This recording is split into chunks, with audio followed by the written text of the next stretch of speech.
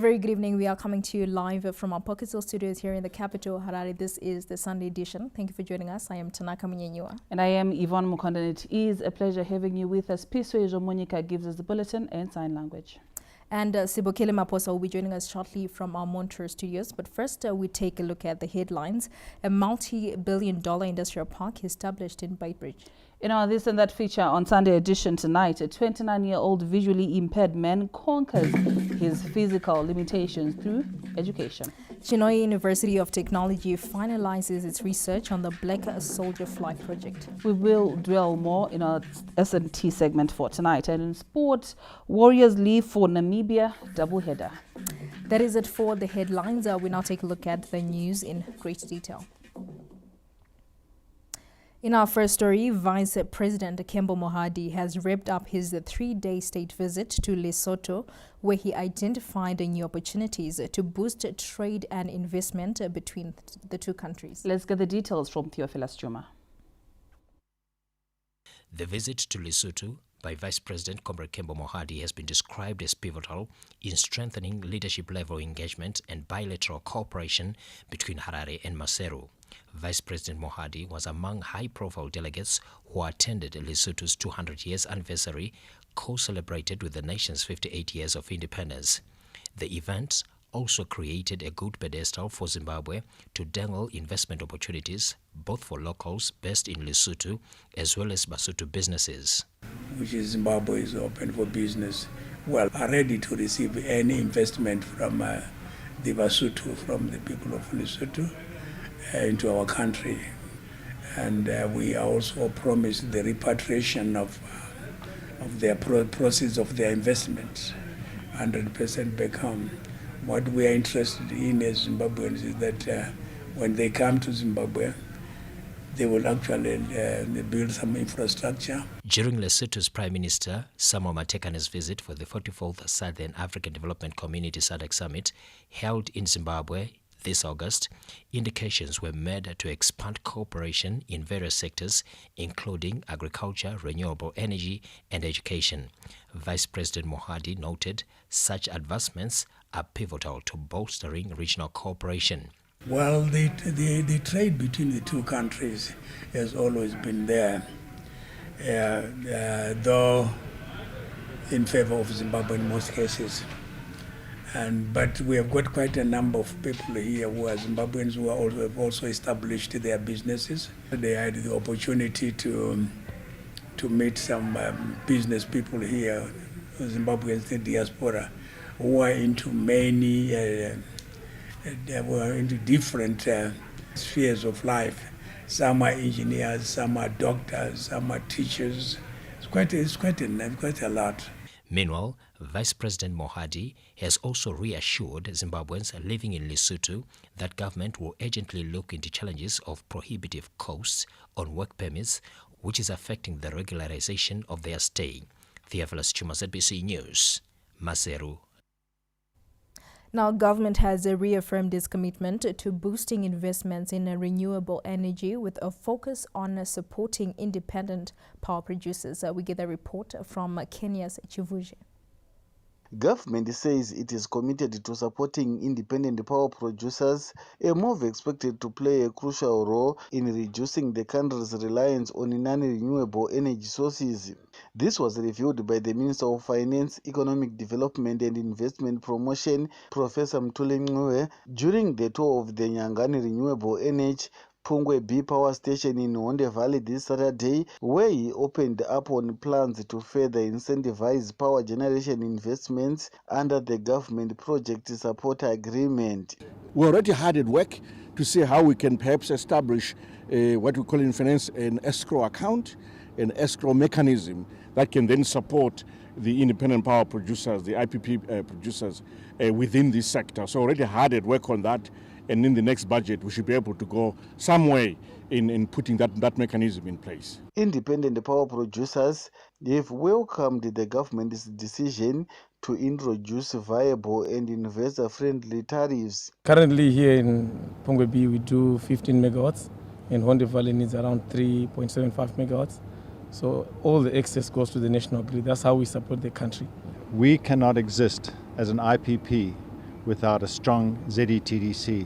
And the moves that government has put in place to have a viable tariff for ZETDC sends a really strong signal to investors that Zimbabwe is open for investment. That's key. Local leaders highlighted the region's vast energy investment prospects. In Second Republic, when we see a Home Minister coming to share and interact like this one-on-one, it shows that the cabinet is not sleeping. We are unique because of our terrain.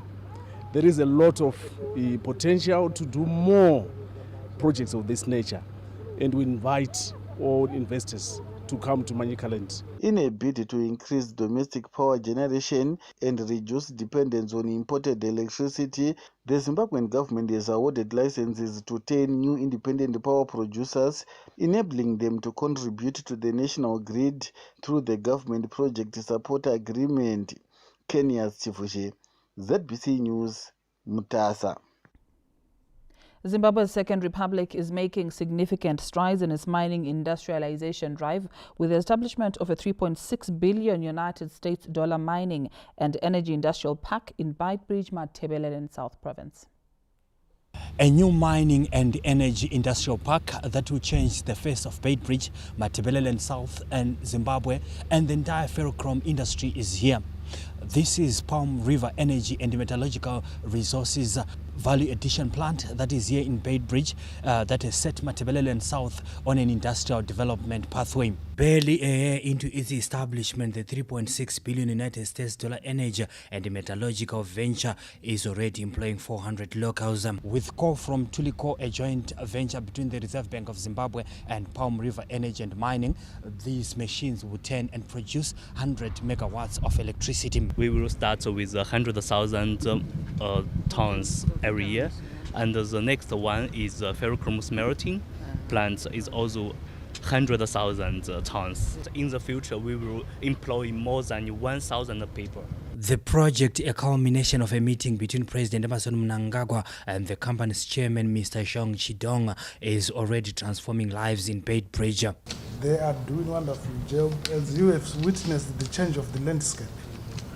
That one time, we are going to come here and witness a new town in Beitbridge. It's a massive project which involves mining, energy development, value addition of all the minerals that we are going to use here. This is going to improve the GDP of Matabeleland South Province. We are really impressed. The $3.6 billion United States mineral value addition venture operating on 5,000 hectares special economic zone speaks to the Second Republic's industrial development mantra. The first phase is a 50 megawatts power plant. Yeah. Then 100,000 ton high carbon ferrochrome production. Yes. Then there is coking coal plant. Yes. That's the first phase. Yes. Those are the three projects in the first phase. Yes. All happening here. Yes. Okay. Then thereafter going into up to stainless steel production, then increasing another 50 megawatt power plant which starts next year, Yes. and then additional high carbon ferrochrome. Yes. Another stage. This mining and energy industrial park currently employs 400 people, with figures set to rise to 5,000 once fully operational. Providence Maranelli, ZBC News, Beitbridge. The presidential HAFA program being rolled out countrywide is significantly impacting youth in Manicaland by providing them with a steady source of income and nutrition while equipping them with valuable skills to take charge of their future. President Mnangagwa's Presidential Youth Integrated Empowerment Scheme, launched in 2022, has empowered 70 Manicaland youths with HAFAs, fostering agricultural growth and self-sufficiency. Semayouth eManicaland tiri kunzwa kufara nekutenda kuti tavamirwa danga. Hakuna baba vane hanya sababa vanopa mwana pfuma. Tiri kufara zvakanyanyisisa nekupuhwa mombe kwataita naPresident nhasi. Wamwe wedu including inini myself tiri kutotanga danga rangu nhasi. Nhasi tauya kuzopuhwa mombe yake tindoisa mudanga. Ndinotenda President nechipo chavakatipa ichi semayouth. Member of Parliament Youth Quota Manicaland Province, Honorable Stanley Sakupkhanya, spoke on the targeted impact and the implementation of the HAFA Pass-On program while handing over HAFAs to beneficiaries at Ada Transao in Mutare Rural. Kanasi mombe dzapresident dzavakakwanisa kutipa semanicalen takapuwa mombe 70 idzodzo wadzipuwa mayouth wayo 70 padzinobereka vanopawo vamwe mayouth. That is the person scheme iri kutaurwa navamunangagwa. Government will be monitoring the project to evaluate its success. Maprovince pari zvino akwanisa kupiwa mombe iMashonaland East Province, Harare Province, Mati South Province, Mati North Province, tikutarisirawo kuti Masvingo Province, tikutarisira zvakare kuti Mati Central Province, Midlands nemamwe mashoma wasara kuti vachipedziswa, asi hakuna province isina kualeketwa mombe. Tinongokurudzira chidiki kuti mombe dzamapiwa inhaka vanofanira kudzichengetedza neunyanzvi, vachidzipa chikafu, vachishanda zvakare nevarimisi vavo. Tinongokurudzira mayouth kuti vapiwa mombedzi vadzichengete dzivape pundutso. The scheme is also expected to boost national livestock production to ensure food security for vulnerable communities. Kenya Sivuje, ZBC News, Mutare. Thousands of villagers in Chirezi are set to benefit from irrigation schemes and community gardens as Chirezi Rural District Council is in the process of desilting and rehabilitating small dams in the district. The latest to benefit from the program, which is set to transform lives through consistent supply of water for domestic use, livestock and irrigation, is the Neromwe community in Chirezi North constituency, with the villagers excited at the prospects that lie ahead after the rehabilitation of Romwe Dam, which was washed away in 2014. Isuse madzimai tisu tinotsvaga kuti tinose vanei nhasi saka zvapava ita dhamu takutowana magadheni. Mombe dzakapera kufa nokushayiwa mvura, iko zvino tava nemvura togona kuita magadheni. Tava nemvura kana yangonaya tototi tava nayo. Tafara zvikuru nokuti zvichatibatsira paupenyu hwedu nava nemhuri dzedu nefuma yedu. The local leadership in the area praised the program as a step towards ensuring rural communities are food secure despite climate change. Kuoma kwakata kunze tikangeta nemawater harvest takwanisa kuti madzimai nevechidoko vakwanisa kuita magadheni vachisustain kuwana chekudya vari mukati meino nzvimbo. Chirezi Rural District Council Chairman, Councillor John Mashingaidze, gave an update on the progress made so far. For the 2024 calendar year, we have targeted about nearly 16 dams, small dams. And currently, this is we're in Ward 5 right now, where we are going to tackle about 6 major dams. They are small dams, and then we've got Ward 29, where we are looking at about two dams for dam scoping only. And also in terms of making sure that we rehabilitate the washed away dams. The program comes at a time when government has intensified the rehabilitation of dams countrywide as a mitigatory measure against the adverse effects of climate change. Geima Tambo, ZBC News, Chirezi. Mozambique's ruling party, Frelimo, has taken its election campaign to Harare, Zimbabwe for a high-profile final rally in an effort to rally supporters and secure votes ahead of the upcoming polls. We get to that report in detail from Wellington Makonese. This strategic move aims to mobilize support from Mozambican nationals living in Zimbabwe. By holding the rally in Harare, Frelimo seeks to energize its base and make a final push for victory in the crucial elections, which will determine the country's leadership and direction for the next term. Today is the last day of the campaign in Mozambique and in 9 countries where Mozambicans are voting. So it's been quite a good journey, exciting, challenging as well. And we believe the results are going to show for themselves, that the work was well done. Mozambicans were convinced that Frelimo party is the right party to vote for. The party took the opportunity to remind its supporters about voting modalities. Takaita more than 400 door-to-door campaigns. Chirova kuti basa in information kana message yakasvika kuvanhu vedu. Tine more than 33,000 vanhu vakaregister kuvota, and wese wavo tikutarisira ndi tine chiwimbo nokuda kwekushanda kwatakaita kuti wese vachavhotera candidate yedu Daniel Francisco Chapo. Frelimo's presidential candidate Daniel Chapo faces competition from independent candidate Venancio Mondlane, Osufo Momade of Renamo and Lutero Simango of the Mozambique Democratic Movement. Wellington Makonese, ZBC News, Harare.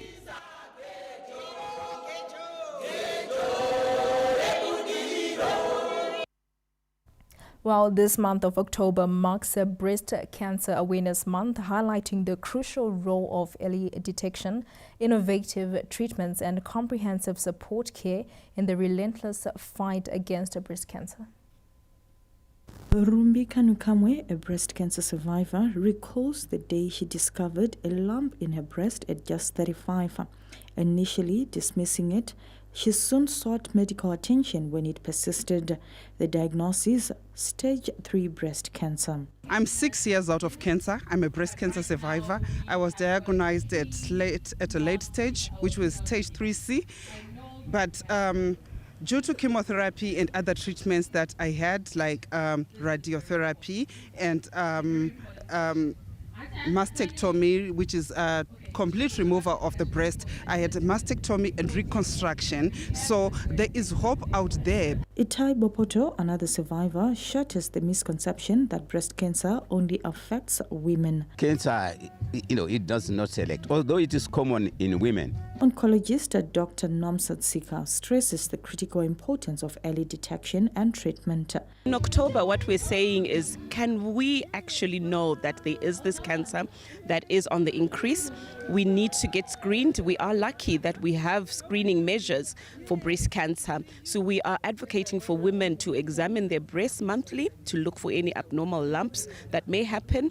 We're also advocating for women that are 40 years and above to go for screening. And here we're talking about mammography, special x-ray of the breast that actually looks for these abnormal lumps before they become palpable. Minister of ICT, Postal and Courier Services, Honorable Tatenda Mavetera, echoes this sentiment, encouraging young women to prioritize screening. We are very much exposed to cancer, and now because of even the diet that a lot of people want to be exposed to, and these are some of the interventions that we see, even if Her Excellency is saying we need to eat traditional foods. This October Breast Cancer Awareness Month focuses on supporting patients, enhancing access to care, and emphasizing the life-saving importance of early screening.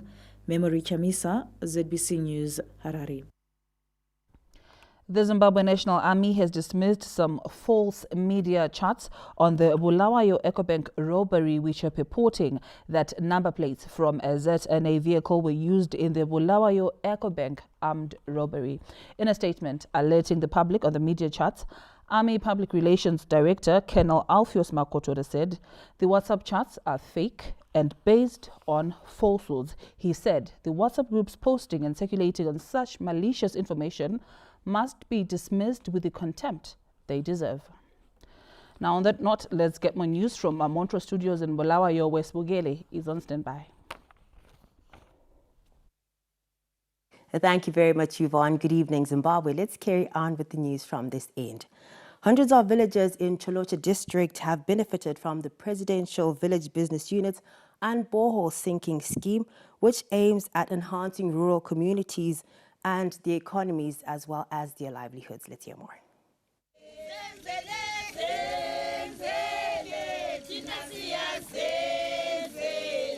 The Presidential Village Business Units, which are being set up across the country's 10 provinces, are improving food security in the wake of climate change.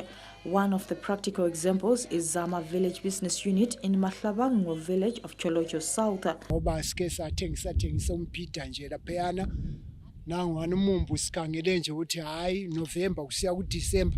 siyathengisa ke njalo ama projects sifuna ukuthi kambe ngalibona kunje nxa kusafika ku2030 kuyaba kunjani lokho egijima isigijimi sethu lesi sisithuma sigijima upresident asemukele. The local leadership is confident of the village's capacity to build long-term community resilience against food shortages and the harsh effects of climate change. Since the launch of this business unit kukhanya ngani sokulomehluko empilweni zabantu. Ungakhangela bayalima imbida le ilethe inguquko empilweni yabo. For Cholocho as a whole, we really appreciate His Excellency because they have cited, I think, about 14 balls Cholocho South only. Implemented through development partners Prevail International Group, the presidential village business units have transformed the landscape of rural communities. This is a very, very good initiative from the President's office that these VBUs should be accelerated, because we are seeing the community people, those people that have not been benefiting for quite a while, that have been forgotten about, but HE has risen up and say we are not going to leave anyone behind. President Emmerson Mnangagwa recently emphasized the crucial role of village business units and boreholes in tackling food shortages during his State of the Nation address. The establishment of 35,000 village business units is gaining momentum, supported by the Presidential Board Drilling Program, and will further enhance food nutrition security at household level. The village business units are having a profound economic and social impact, transforming the lives of beneficiaries by providing a steady income, enhancing their livelihoods and generating employment opportunities, thereby empowering rural communities. Memory Chamisa, ZBC News, Cholocho. Women have been commended for playing a key role in wheat-based food security through participation in government initiatives such as Agriculture and Rural Development Authority joint venture schemes. The Deputy Speaker of Parliament, Honorable Tsitsi Gezi, is leading by example after a bumper wheat harvest at Kwaedza Farm in Glendale following a joint venture with the Agricultural and Rural Development Authority, ADA. Zvatiri kuita pano zviri kuenderana nedonzvo raPresident rekuti nyika inovakwa nevene vayo.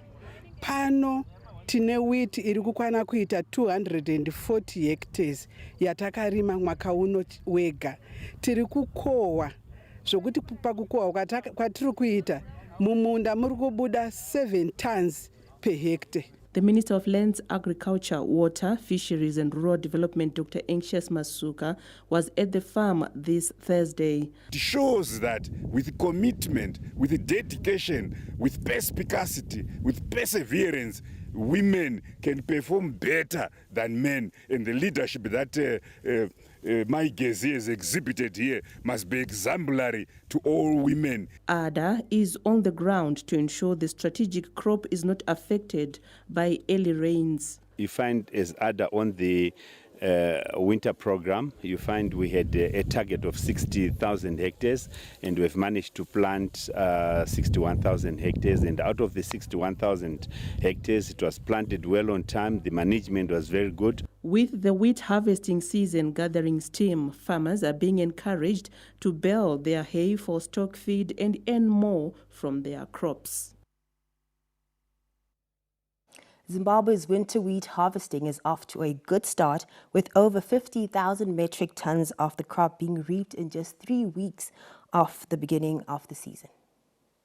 This impressive yield comes from approximately 9,500 hectares of land, with an average of 5.5 metric tons per hectare. Professor Obed Jiri, Permanent Secretary in the Ministry of Lands, Agriculture, Fisheries, Water and Rural Development, revealed that this is part of the government's wheat-based food security strategy. So far, we have delivered to the country over 55,000 metric tons as of Friday last week, and those are of slightly over 9,500 hectares, an average yield of more than 5.5 metric tons per hectare.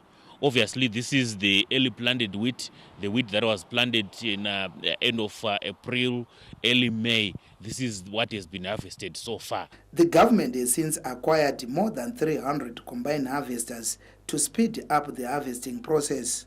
Certainly, every wheat farmer needs to line up their access to a combine. So over, the slightly over 300 combine harvesters are available, and of those we do have 193 which have wheat heads, and these can always be juggled around. What is normally the problem is the mobilization and the movement from field to field, and that is where we want farmers to be organized. With these initiatives in place, the government is confident that it will achieve its target of 600,000 metric tons of wheat to ensure food security.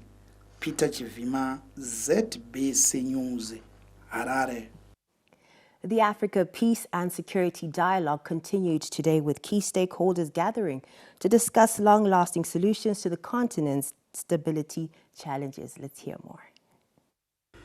Representing President Emmerson Mnangagwa, Foreign Affairs and International Trade Minister Ambassador Frederick Shava emphasized that Africa faces emerging threats under the Fourth Industrial Revolution and outlined recommendations to address these challenges. The evolving threats of cybercrime is a complex phenomenon whose net effect and impact are still open to conjecture. The following will contribute to the experts' analysis and recommendations delivered here 2 days ago towards finding lasting solutions to Africa's conflict. I suggest, number one, that governments have an obligation to preserve and protect the national vision and values for transparency and national cohesion.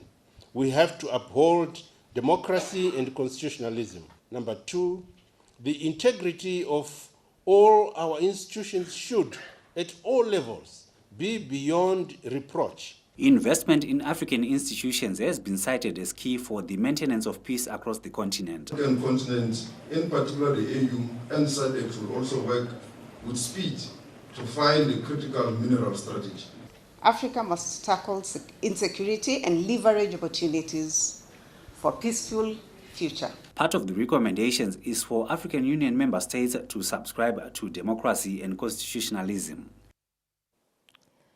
The Zimbabwe Tourism Authority is gearing up for a major push to support local tourism this month, with the highly anticipated Lake October Great Zimbabwe Tourism Festival taking center stage from the 11th to the 12th. As part of a nationwide push to promote domestic tourism, the Lake October Great Zimbabwe Tourism Festival is set to showcase the best of Zimbabwe's cultural heritage and natural beauty. The Lake October Great Zimbabwe Tourism Festival is a destination marketing festival that was established in 2018 by our founder, Mr. Garikai Garande, and it was born out of the desire to drive tourism in Masvingo province. So the significance of the festival is that annually we usually host between 7,000 to 8,000 people who come through from Masvingo province and various parts of Zimbabwe. And the beauty of it is last year we actually got an influx of people who were coming from out of Zimbabwe, wanted to experience the culture and heritage that is Masvingo province. The two-day event will feature a host of exciting activities. Annually we have what we call the Lake October Golf Day, where we have stakeholders from the business community and also the community as well coming through to raise funds for charities of choice with the Masvingo Golf Club. And then we also do have what we call the Family Fun Day, which we always host at the Lake Mutirikwi shores, where we say that people can come through for free. Masvingo, Zimbabwe's treasure trove of natural and cultural wonders, offers a diverse array of exciting destinations, including the iconic Great Zimbabwe monuments, serene Lake Mtirikwi, the majestic Tugwe Mukosi Dam, wildlife-rich Kyle Recreational Park, and the expansive Gonarejo National Park, among numerous other breathtaking attractions. Farai Gwaze, ZBC News, Harare.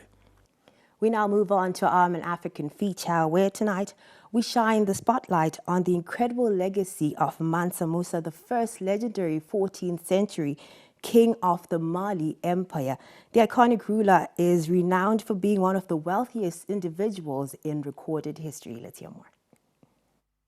Mansa Musa, the legendary king of the Mali Empire, was born around 1280 AD and ruled from 1307 to 1332.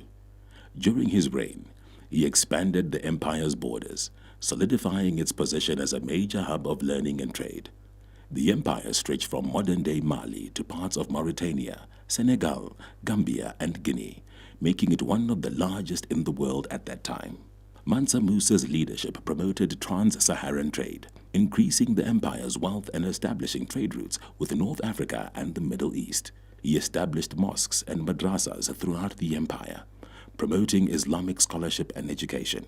Mansa Musa commissioned grand architectural projects, including the famous Djingarebe Mosque in Timbuktu.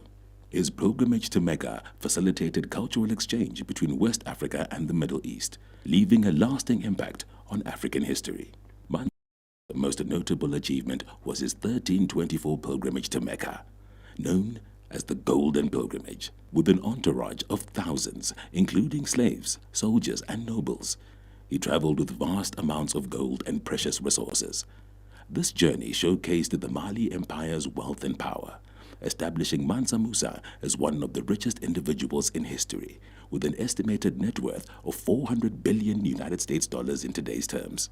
Mansa Musa's pilgrimage had a significant economic impact on the regions he visited. He spent lavishly, distributing gold and other gifts to rulers and people along the way. This influx of wealth helped establish trade routes and stimulated economic growth in North Africa and the Middle East. Mansa Musa's impact extends beyond his wealth and conquests. He inspired future generations of Africans, demonstrating the potential for greatness and cementing his place in history as a legendary leader.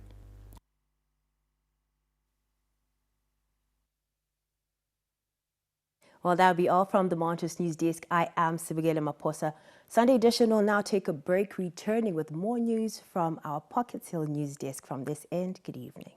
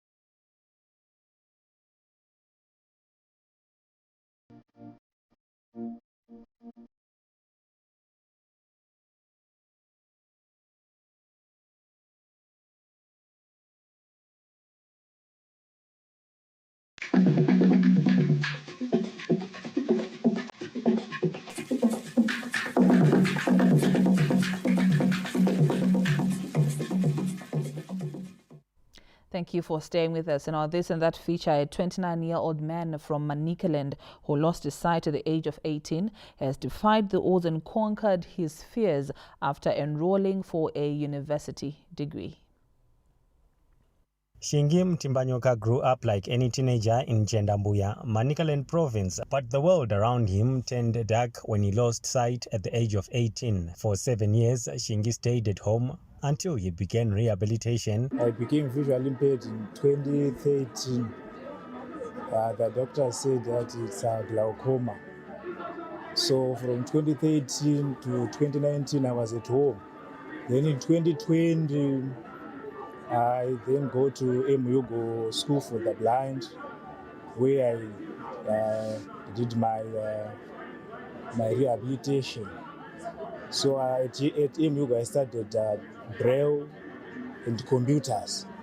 So I'm currently a student at Zimbabwe Open University.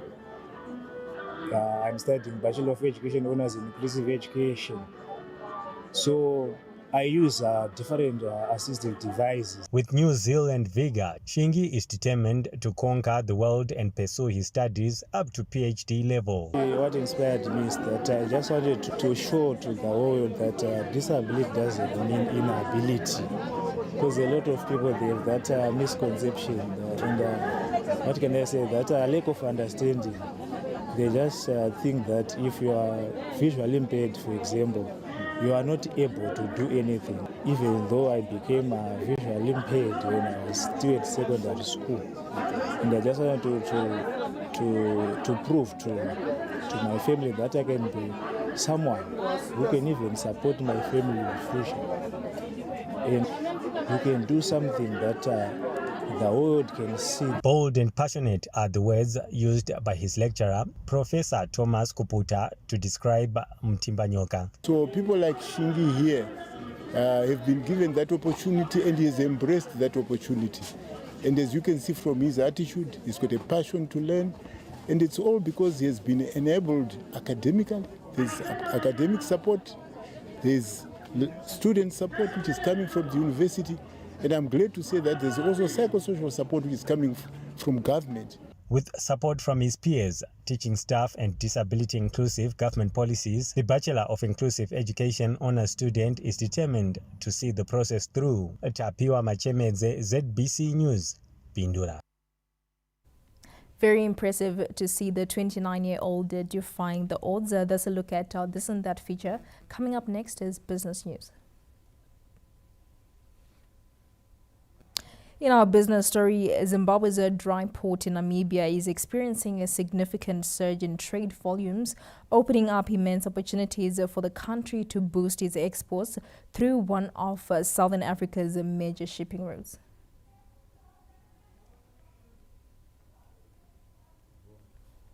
Now, from the world of business, we move to the world of science and technology, where the Chinhoyi University of Technology, CUT, is finalizing its research on the Black Soldier Fly project, which is set to be a game changer in the production of stock feed. Tamuka Charakupa explores the technology in our science and technology feature for tonight. With a ratio of 6 units of waste producing at least a unit of stock feed, the Black Soldier Larva initiative is proving to be a viable and environmentally friendly business venture. It is a direct result of introduction of innovation hubs at tertiary institutions, with Chinhoyi University of Technology, CUT, taking the initiative to another level. Manure is also a byproduct of the innovation, as alluded to by the project manager, Ms. Mazvita Ndiringepi, who also explained the production process completed in just 14 days. The maggots, they feed on any kind of waste, which is the kitchen waste, the chicken manure, and also the pig waste. So when they feed, in 14 days, they are ready for harvest. We now harvest the maggots, dry them, and use them in feed formulation. After the maggots are harvested, what follows is the roasting and drying process. They have a crude protein value of 36.6 up to 69.9% crude protein, which is higher than most plant proteins, and we can use a small amount of these maggots in production of a mass production. Government is impressed with the initiative, which also manages large volumes of deposited organic waste.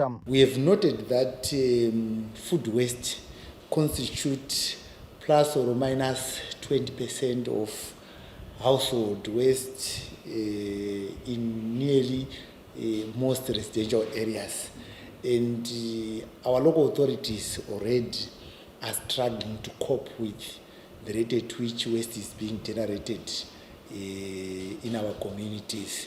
And the moment we endeavor into that, it means we are cutting more than 20% of waste. And automatically they will realize the profit. Go on to fish production, which we're talking about widely in Zimbabwe. We're saying fish production is key, but that stock feed is very expensive. You're talking about 30%, I think, of feed is under production is the cost of feed. But now, if this now comes out to be used, they're using this larvae here, again, 30% cost goes down. The Black Soldier Fly's nutritional composition compares well with the mainstream feed ingredients such as soybean meal. Tamuka Charakupa, ZBC News, Chinoi. For more information, do remember to visit our website at www.zbcnews.co.zw. Anytime, any day, you can interact with us on our social media handles at ZBC News Online. The Sunday edition takes a break. To stay with us.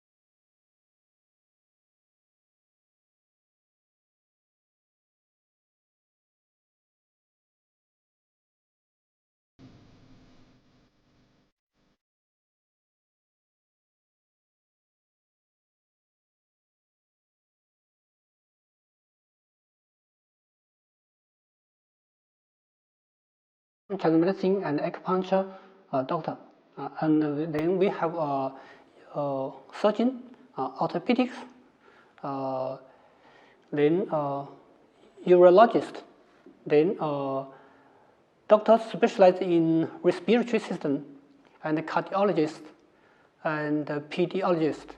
Acupuncture is part of traditional Chinese medicine, a unique Chinese method which treats diseases by piercing sterile stainless steel needles into certain acupoints to adjust the body to achieve balance. It is widely used in the treatment of various diseases, including those affecting the nervous system, digestive, motor, cardiovascular, endocrine, gynecological, and andrological systems. The Chinese method of treating diseases is also very effective for pain relief. At present, more than 2,000 patients have benefited from the traditional Chinese medicine acupuncture and moxibustion treatment services since January 2022. Over 6,000 acupuncture sessions have been provided and more than 500 doses of traditional Chinese medicine provided to patients. I was told that acute arthritis on the leg. Okay. You have to walk by the crutches? Yes. Okay. But after And you received acupuncture last Wednesday. Yes. Yeah. So and after, how are you feeling now after acupuncture? I had some sensation under the leg. It was pulling, maybe it was the nerves or what. I'm no longer feeling it. Zvigunwe zvangu izvi zvisingabati zvakubata gumbo rangu iri risingatsiki straight is now rakutsika zviri straight. Okay. How about your BP now? BP? Yeah. It's now normal. To capacitate the operations of this center, the Chinese government launched the Traditional Chinese Medicines Acupuncture Personnel Training Program, which is funded by China National Health Commission and undertaken by Hunan Provincial Hospital of Integrated Traditional Chinese and Western Medicine. The aim of the project is to train numerous traditional Chinese medicine and acupuncture professionals for Zimbabwe that can provide services to Zimbabwean people.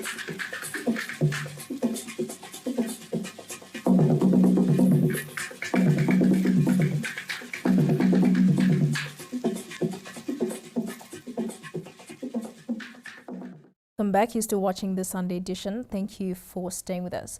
We now give you the story in detail, where Zimbabwe's dry port in Namibia is experiencing a significant surge in trade volumes, opening up immense opportunities for the country to boost its exports through one of Southern Africa's major shipping routes.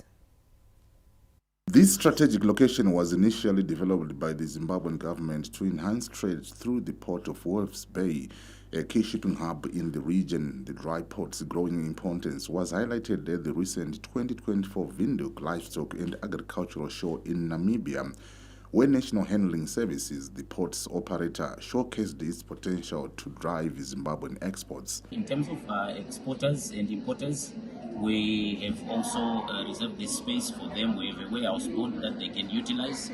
The warehouse bond is unlimited. We can use it for them, for their goods. We have been operational since 2019. Zimtrade's participation in the show was a resounding success, with 50 Zimbabwean companies in attendance. We've brought in companies from the services sector, companies from leather products, companies from FMCG and arts and crafts. A total of 50 companies we facilitated by Zimtrade to participate in this show.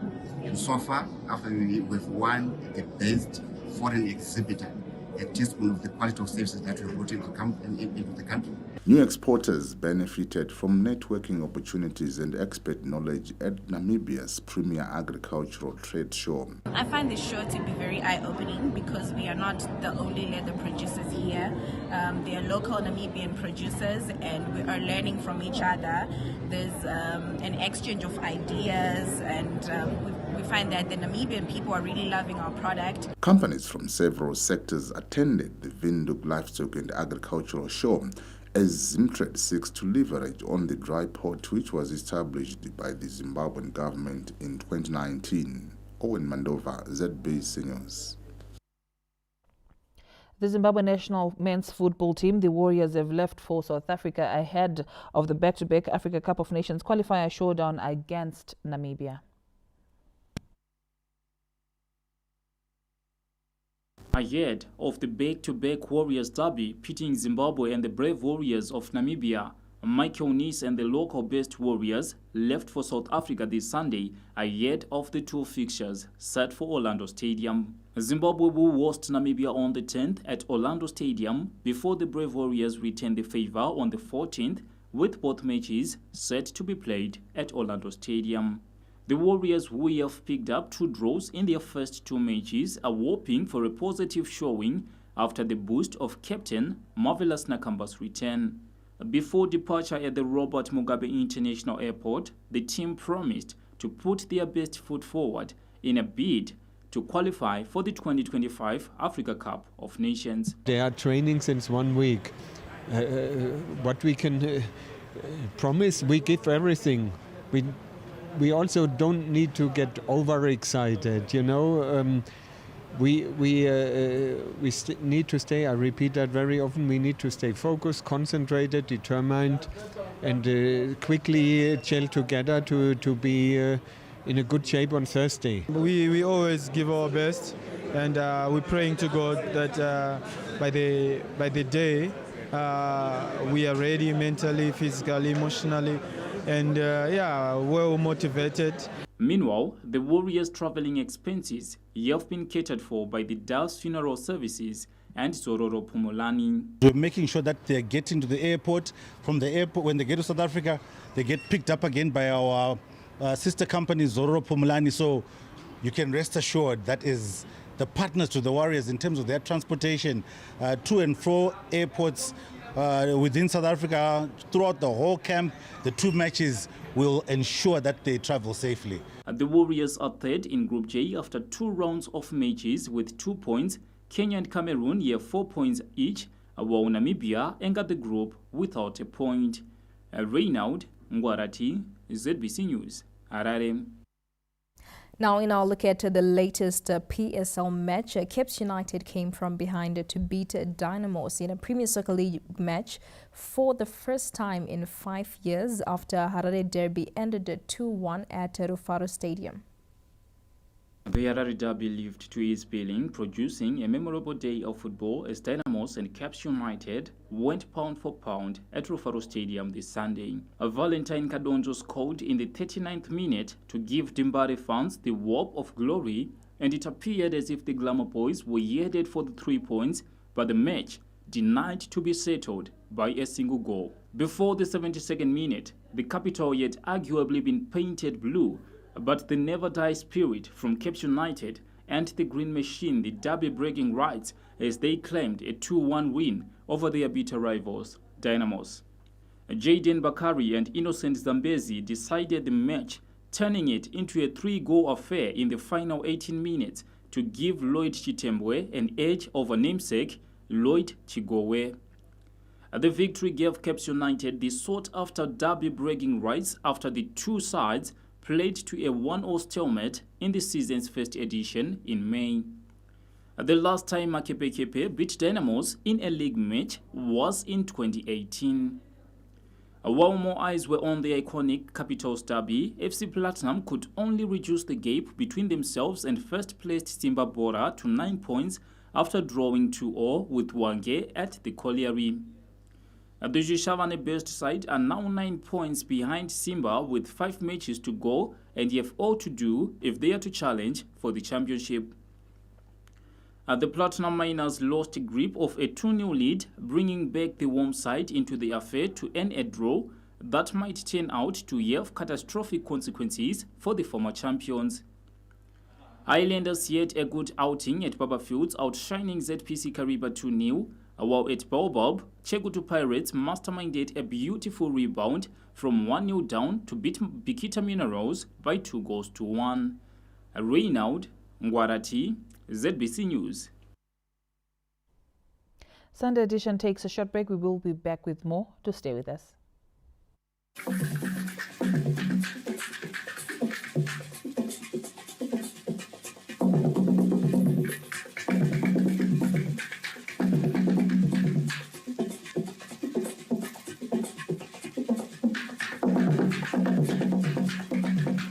Chinese medicine and acupuncture doctor, and then we have a surgeon, orthopedics,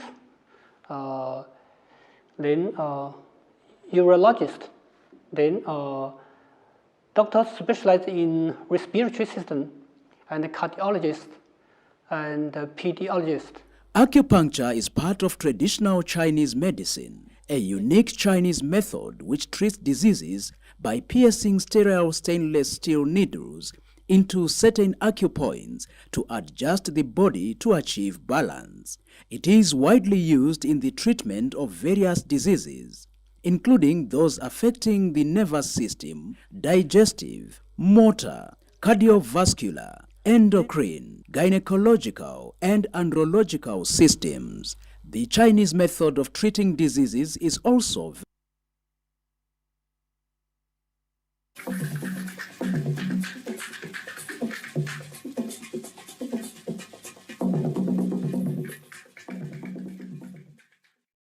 Now we're back with Showbiz News, where in this week's Power FM Top 40 chart show, Chillmaster's catchy tune Makanaka has risen to number 1, dropping Kilatis Kanandanyura to second place.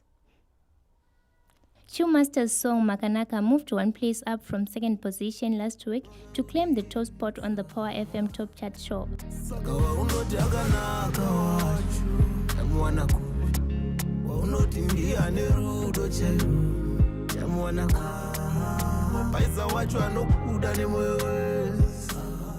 A notable gainer this week is Kelvin Mangena's collaborative track featuring Nyasha David and Nat O, jumping 20 spots to land at number 10.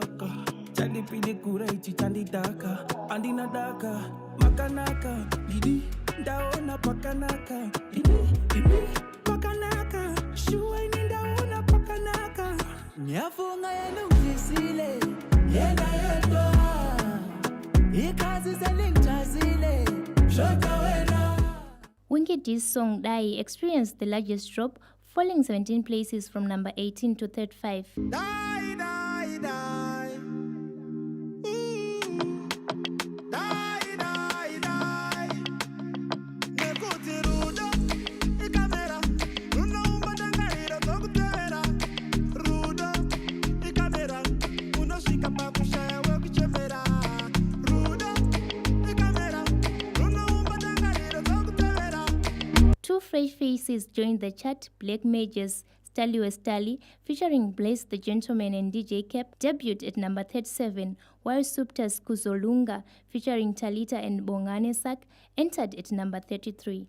Killer T's song Kanandanyura slipped to second place after. Now, still looking at showbiz, the Kadoma Music Festival, arguably the fastest growing music event in the country, lived up to its reputation with a spectacular show at the Odyssey over the weekend.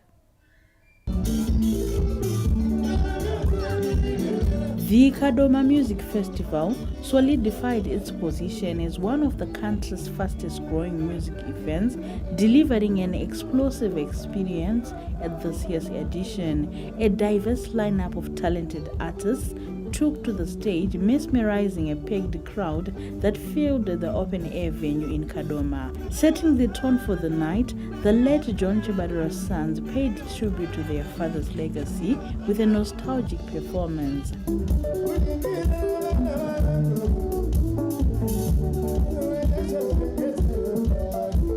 True to the adage, an apple does not fall far from the tree, Sungura star Alec Macheso's children, known as the Cheso Boys, proved that Sungura runs in their blood.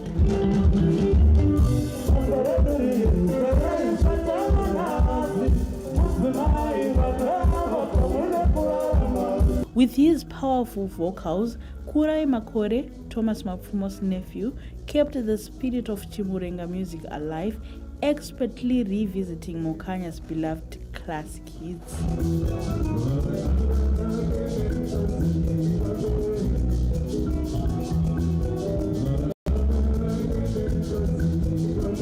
Youthful fans were well catered for as Saint Flo attended to their needs with an enchanting performance.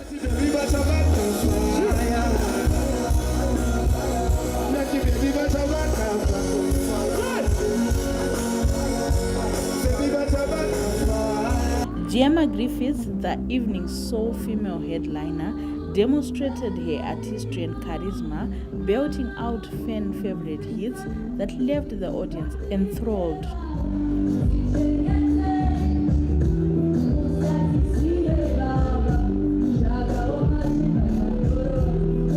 As the night transitioned into morning, Zimbabwean superstar Jakweza left no crumbs, dishing out hit after hit, much to the delight of the fans.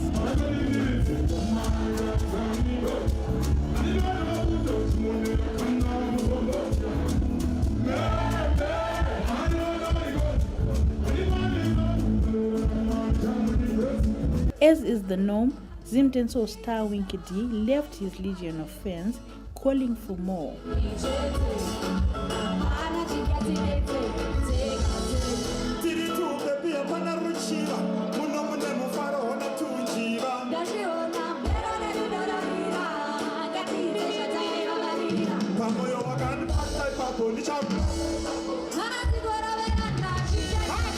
Early Sunday morning at the same event, Tanzanian star proved himself, opening his set with a performance of his currently trending hit song, Koma Sava, which was among the revelers' favorites.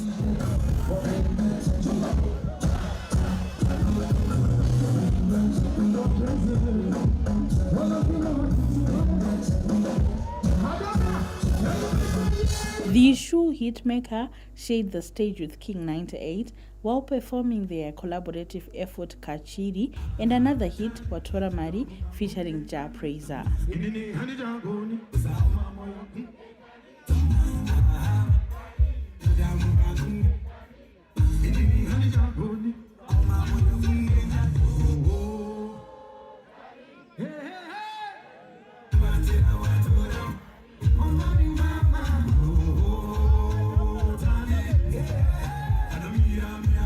The festival's grand finale belonged to Alec Macheso, who delivered a spellbinding performance that left the crowd in awe. Patience Nyagato, SABC News, Kadoma.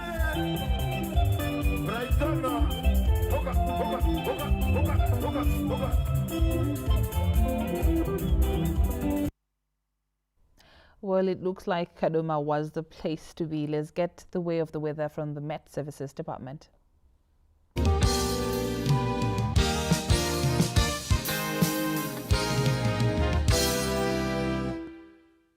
Good evening, Zimbabwe, and welcome to tonight's weather report and forecast. Hope you've had a wonderful weekend.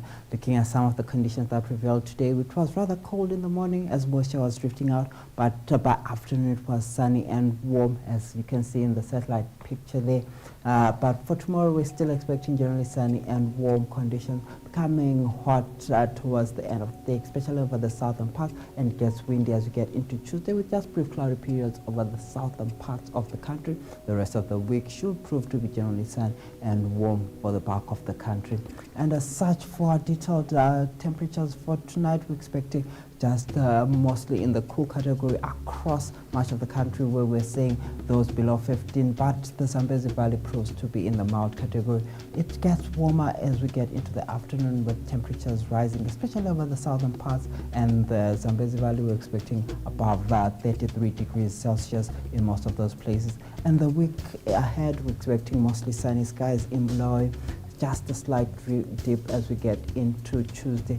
There in Chinhoyi, we're expecting just a slight drop also on Wednesday and Thursday because of cooling winds. But for Gwanda, it only falls from Tuesday and Wednesday. We're expecting 30s there, but it picks up as we get into Thursday. So it should be warmer for much of the week. Also for Gweru, we're expecting just a slight drip on Tuesday with windy conditions there, but the rest of the week should be sunny and warm, becoming hotter towards the weekend. Harare also becoming hotter towards the weekend with sunny skies prevailing. Same for Kadoma, we're expecting it to be generally sunny and hot for the bulk of the week, with temperatures ranging in the 33 range. 36 and 35s are for Kariba. We're expecting it to be mostly sunny and hot as we get into the rest of the week, with Kwekwe also projecting the same sunny skies with temperatures above 32 as we get into the week ahead.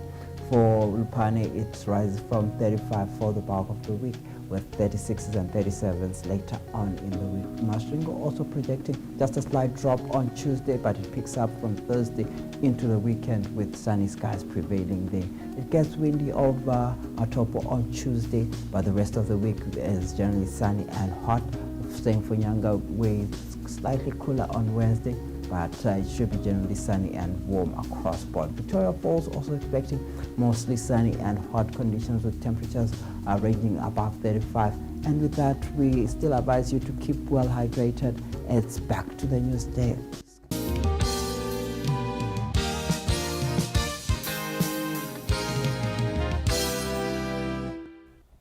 Many thanks to James Ngoma Jr. for giving us the way of the weather, wrapping up a Sunday edition for today. And as we wrap up the bulletin for tonight, we continue with the entertainment galore, and we'll leave you watching our video of the week, which is Tanaka. Our video of the week is the trending Koma Sava by Diamond Platnumz featuring Jason Derulo. Enjoy.